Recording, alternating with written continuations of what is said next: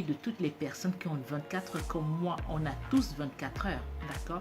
Donc écoutez, on va juste parler d'abord, avant d'écouter les séances de motivation de 24 heures, et après on va écouter une entrepreneuse en fait, c'est une entrepreneuse en même temps en fait, c'est une grande sportive, on va écouter les conseils de Serena Williams, ok?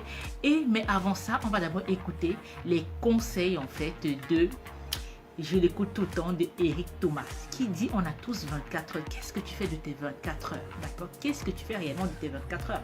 Donc on va d'abord écouter les conseils de Eric Thomas pour les 24 heures qui durent que quelques secondes. Et ensuite après, nous allons écouter Serena Williams. Et après, j'ai encore quelques petits business à vous présenter ça serait plus pour les personnes qui vivent en Afrique, d'accord?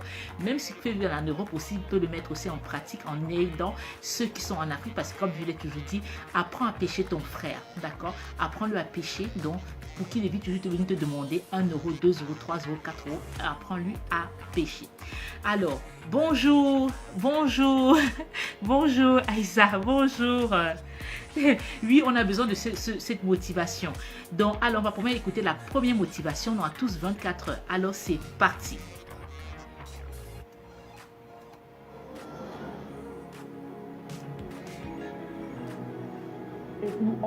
Si tu as seulement 24 heures dans ta journée, ton succès dépend de la façon dont tu utilises ces 24 heures.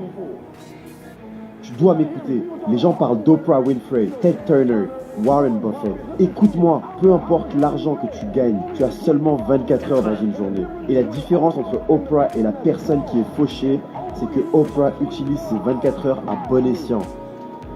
C'est tout. Écoute-moi, tu as 24 heures. Ça m'est égal que tu sois fauché, que tu aies grandi en étant fauché, que tu aies grandi en étant riche. Peu m'importe que tu sois allé à l'université ou pas, tu as seulement 24 heures. Et regarde-moi, j'ai littéralement explosé. Je suis passé d'une personne qui n'a pas terminé le lycée à quelqu'un qui a vendu 6000 livres en moins de 6 mois. Et qu'est-ce qui s'est passé? Mes 24 heures. Je me suis dit, ok Eric, tu dois contrôler tes 24 heures car à ce rythme, tu vas être fauché toute ta vie. C'est tout ce que je veux que tu fasses pour moi. Je peux tout te dire sur ta vie.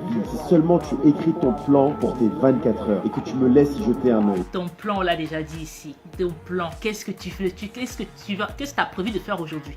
Qu'est-ce que tu as prévu de faire aujourd'hui? C'est quoi dans tes 24 heures?